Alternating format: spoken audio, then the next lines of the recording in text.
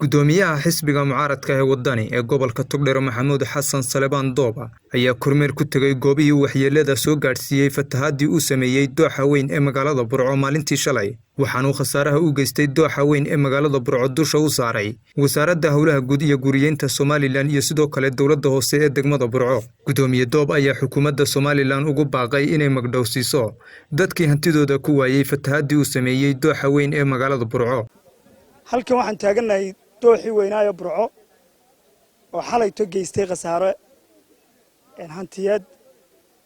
saanu imika ogaanay markii aanu ku urgalay 11 qoys ayaa hantidoodii iyo guryahoodii ay ku dumeen iskuulkana wuu laalaadaa waa aragtaan badiisina wuu dumay dhulkana wuxuu ahaa dhul degsiima oo boqolkii sanadood Burcad jirtayba waa la deganaa dhul dadleeyay buu ahaa kamanu mid ahayn dooxa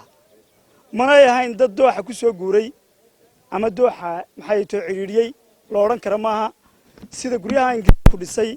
oo kale la mid ahaayeen ee toga qarkiisa ku yaala dadweynaha waxa soo gaadhay dhibaato waxa gaarsiiyay waa raxmadda Alle iyo naxariista Ilaahay waynu ku mahadnaqaynaa ka dayrin mayno laakiin dhibaatada walaalaheen soo gaadhay waynu uga tacsiyadeynaa waxaan leenahay Ilaahay waxaanu uga baryaynaa in Ilaahay caawil khayr qaba uu ka siiyo hanti haysteen guri hadday tahay yaagab hadday tahay iyo waxa wax ku kursadaan hadday tahay gurigoodii oo dhammaystiran baa soo dhacayay Burco waxay jirtaa 100 sano in ka badan 100 sano inta ka badan dadkaas waa deganaayeen dadka qaarkood waxay sheegeen dhowr iyo 30 sanadood inay deganaayeen dhibaatada waxa weeye waa in la isweydiiyaa Togdheerna meesha waa ahaa dadkuna waa deganaa laakiin daadkan fatahay ee tirada badani xaguu ka yimid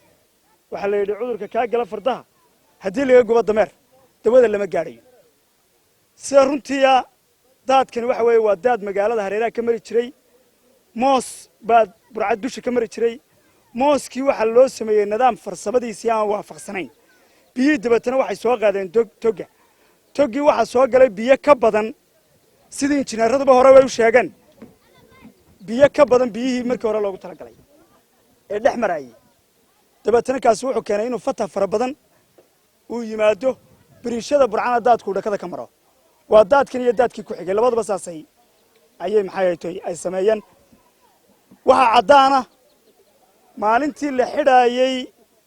maxay xariga laga jaraayay biriishka dayactirkiisii inuu injineerku sheegay in fays tuugi uu haray biriishka bariga Burco biriishka galbeedka Burcana inuu fays 1 iyo fays 2 ba la dhameystiray fays 2gaas wuxuu ahaa in lagu xidho gidaar la raaciyo mooska ciida loo dhigay in gidaar hore loo raaciyo si aanay biyo dadka u waxyeelayn waxaan leenahay waxa mas'uuliyadda qaadaya xukuumadda oo isku dhan waxa sii qaadaya dawladda hoose iyo howlaha guud waxay ahayd in wasiirka howlaha guud uu qaato go'aan degdeg ah fays 2gana inuu fasaxaabay ahayd haddii markaa dhaqaalaha uu ka wabiyay waxay dawladda hoose inay gabyan ku xidhaabay dadka waxa loo qabto baan leenahay xukuumadduna dhaliisheeda ha qaadato eedeedana ha qaadato toga dumayna xukuumadda xaggaana biyaha ka jartay oo dawladda hoose cagafyo khaldan gelisay xaggana iyada diiday in dadkii biyaha la dhaafiyo oo inta hal moos la dhigay ayay fays 2gii u diiday wasiirka howlaha guud iyo maayarkaba waa in su'aalo laga weydiiyaa waa in baarlamaanku u yeedhaa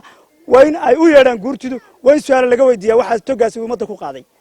geesta kale gudoomiyaha xisbiga mucaaradka ee wadani waxa uu sheegay inay xukuumadda Somaliland dayacday guud ahaanba gobolka Togdheer isla markaana gobolku ka radan yahay gaadiidkii ay ku howlgali lahaayeen ciidanka boolisku waxaanu ka deeriyay xaaladda cusbitaalka weyn ee magaalada Burco oo uu sheegay in aanu lahayn wax ambalaasa waxa weeye gobolkan Togdheer sida runtii waxaad moodaa xukuumaddu inay lowday in la rabaaliyay baad moodaa waxa la rabaaliyay caafimaadkii waxa la rabaaliyay waxbarashadii waxa la rabaaliyay nabadgelyadii waxa la rabaaliyay dhismayaashii dadka oo dumaya maanta waynu dareemaynaa xuduudda ugu dheer baa gobolka Togdheer leeyahay waxa la yiri qaadka waa la joojinayaa maxaa lagu joojiyaa bilayska ka hortagaya xaguu jooga gaadiidka sax ay ka keenayaan ayaa isweydiinaya gobolka Togdheer wax shaqaynaya oo aad ishu qabanayso bilayska laba baabuur buu wataa cusbitaalka weyn ee Burco waxa loo diyaar garoobayaa la leeyahay maxay tahay COVID-19 ambulance male ma xukuumaddu ma hal ambulance bay weydi hadday xukuumaddu dhaqaale weyday ma dadkay agaasimi kari weydi oo ganacsatada iyo culimada mar walba ay u yeedhayaan ayay odhan kari waayeen baahidaa naga daboola waxaan leenahay oon soo jeedinaynaa dadka muxsiniinta reer somalilan xukuumaddu waa ku waajib inay dadkaa wax u qabtaan iyagana waxaan leenahay dadka barakacay baaba'ay guryahoodii baabeen